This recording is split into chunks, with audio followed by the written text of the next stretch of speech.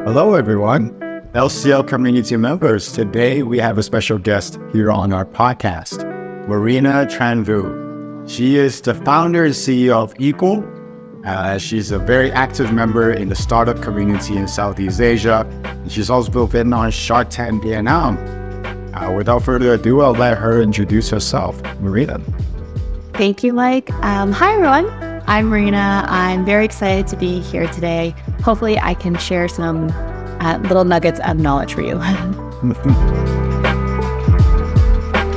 All right. So this month's topic is leading teams. And of course, Marina has a team of her own for a couple of years now already. Marina, what is it like to lead a team in the startup space? It's very different from the corporate world. So I used to work at companies like Unilever, Bacardi, and LG, very structured environments. But when you're leading a team in a startup environment, it's very different. First off, you're the one who's hiring your very first employee, your second employee, and you're really setting the culture and the stage for the rest of the people that are coming in afterwards. So it's very different. There's not a structure to follow. There's not a manual of who to hire first and, how to hire them or how to best to screen the first people in your company. It's not just another position that has been executed before. It's something that's brand new.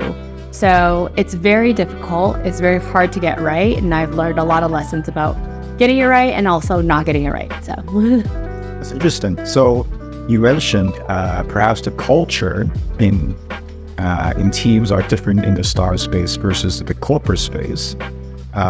What are some of the major differences you see in culture from the startup and then also from corporate environments? Mm-hmm. Yeah, so when I take a look at the culture that we had built in Equal versus what I was used to before, again, one of the biggest differences is in a corporate world, it's already set. They're already for you, So it's your job to basically try to integrate into that current sort of setup and culture and then try to potentially improve it. When you have your own startup, it's quite different. What you're looking to do really is you're looking to set the tone, build it based off of your beliefs and your values. So it's quite different in that sort of scenario. And I would say the biggest difference I saw was that if you're building a team from scratch, right, from small to big, 1 to 10 people or 15 people, it's more of a family environment. So every single person that comes in, they also have a huge impact as well. So whether you have a 1-person team or 10-person team, adding one more person changes the entire dynamic. That may not be the case in much bigger corporate environments or much bigger teams that you're used to. Mm-hmm. So what are some of the challenges in leading a team like that? The biggest challenge that I faced was, first off, picking the right people. So one of the things I learned very early on when I started screening people to add them to my team and to hire them on to be a part of, Equal, was to assess their fit. Previously, in the corporate environments, it was really a lot more about their skill set. What can they bring to the table? In a startup environment, it's that, but also what I found was it's more about the attitude and the culture. So do they have a can-do attitude? Do they have an attitude where they are able to be super flexible and pick up any job that's needed, because that's what a startup environment is like. So finding the right fit based off of more culture and personality versus skill set was a big change for me. It was something that I had to bypass. So I can no longer look at resumes as a big kind of measure for adding people onto the team. So we were also talking about leadership and the importance of that in startup environments. What about your senior leaders within you? How do they view leadership and how is it practiced within the company? Yeah, I think when I first started managing the managers, which was different for myself too, one of the things that I think parlayed onto them that they found quite unique, but also something that was very straightforward for them to understand, is their management style has to be a style where they are teaching someone to do the role or the task just as well as them or even better. Because a lot of them kind of came from environments where you had to do everything yourself. But that's not possible as you grow your team. And most of the managers, they had never really managed people before. So that was quite difficult for them to kind of change their behavior on, is rather than doing it themselves, being seen as just someone who is very task-oriented, managing a team and being seen as a leader, one who guides them without doing it for them, was quite a big change. So one of the pieces of advice I gave to them quite early on was, you should, if you're going to ask your team to do something, you have to make sure with your team that you're willing to do it yourself and you can do it yourself. You should never ask your team to do something that you would not be willing to do yourself. And that is a great way to lead. The second thing I kind of imparted onto them as well is that leadership is a lot about being transparent. And for a lot of them, especially in the Vietnamese culture, what I found was they were a bit shy to give feedback because it would be seen as criticizing. It could potentially hurt someone's emotions. But I also let them know that if you don't give that feedback, you're actually hurting that person even more so because they don't know what they can improve upon. So these were things that were hard to teach to the managers, but it was something that they kind of held in their minds, and that's why they've been able to be so successful now. Interesting. So what are some of the,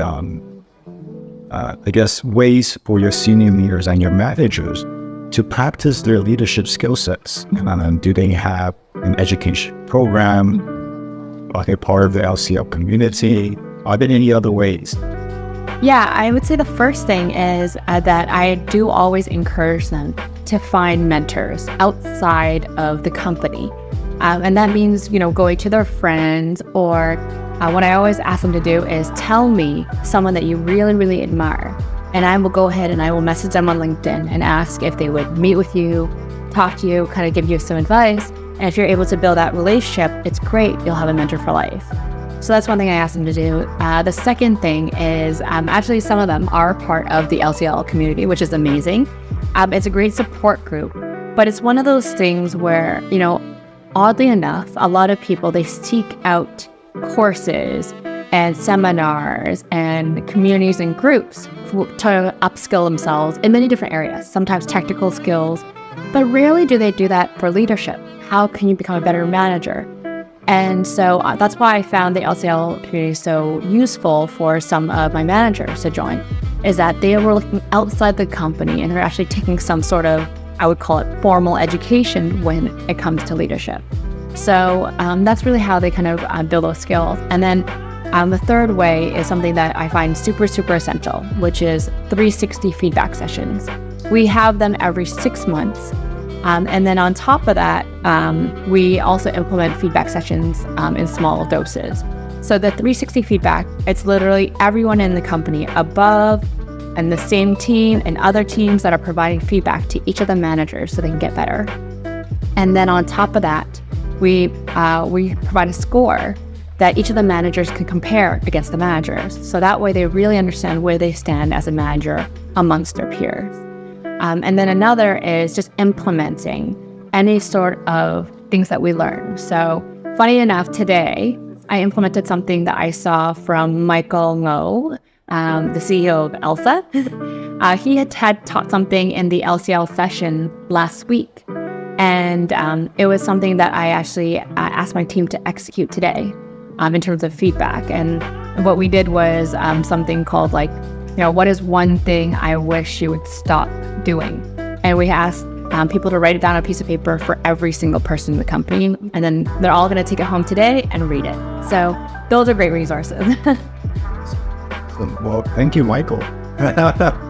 Okay. And, speaking of LCL community, I also agree the best way to learn is to be part of a community of very intelligent and experienced leaders.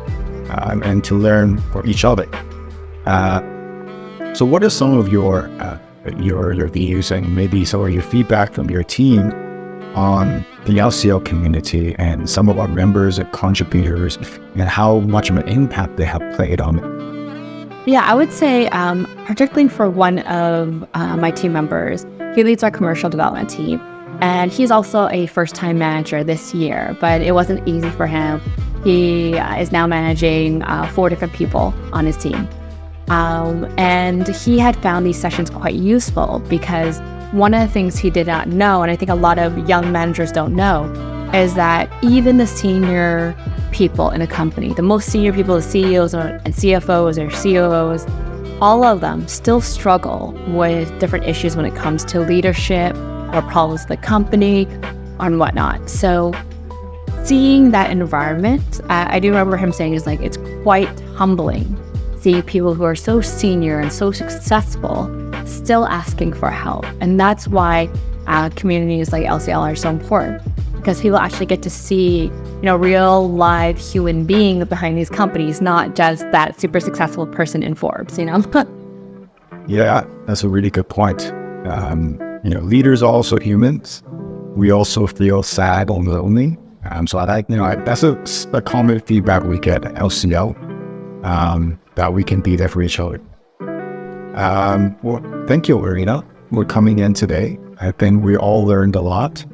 And if anyone of you want to connect with Marina, please reach out to her. Thanks for coming. Thank you so much. We'll see you next time, guys. Bye-bye.